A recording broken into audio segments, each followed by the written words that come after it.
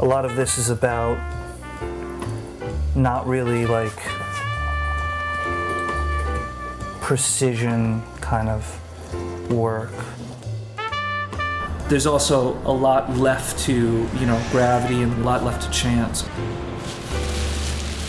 think they relate to kind of the looseness and the freedom and the just like, okay, just do this and let it be what it is, that's also kind of a throwback to the environment that I grew up in. I was a teenager in the 80s, I was a little kid in the 70s, and what I grew up in is not about following the rules.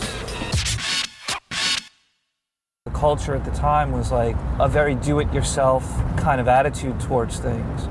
In graffiti, it was like people stole their paint and went out and painted illegal pieces, and they took matters into their own hands. And it was a tougher city. I knew a lot of graffiti writers that they'd show up to the spot, they wouldn't even have any paint, and they'd just wait until the first young kids rolled through with bags of paint and just jack them for all their shit, take their shoes, take their coat, take everything.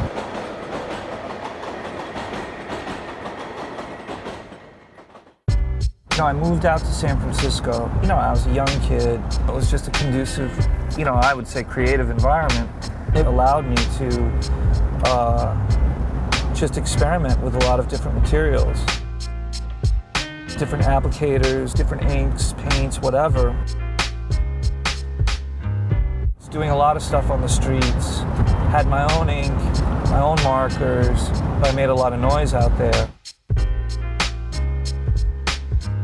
Moved back to New York, linked up with some people. They were like, hey, you could sell this.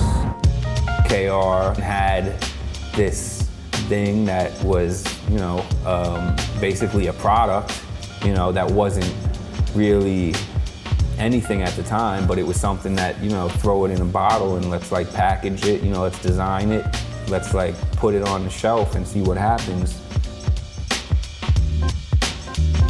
We've been through all the grimy shit. Let's like market our shit on Louis Vuitton and Gucci's like level. Let's turn this product into like high-end, where people that don't have any idea what it is want it just to put on their shelves because it looks nice.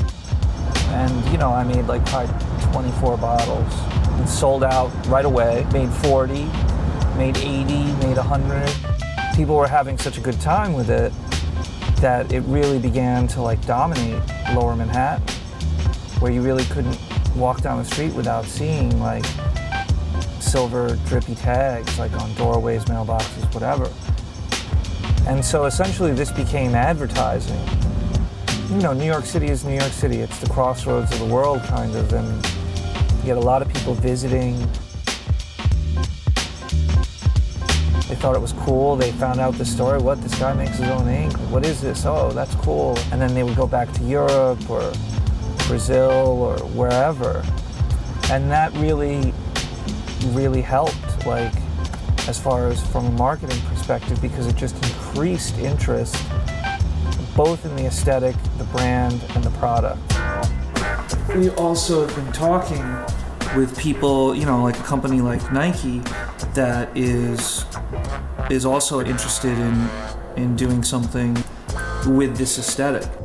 Pretty bugged out, like, story of just, somebody making something in their apartment into like a brand of globally distributed products that are, offered in some of the top retail spots around the globe.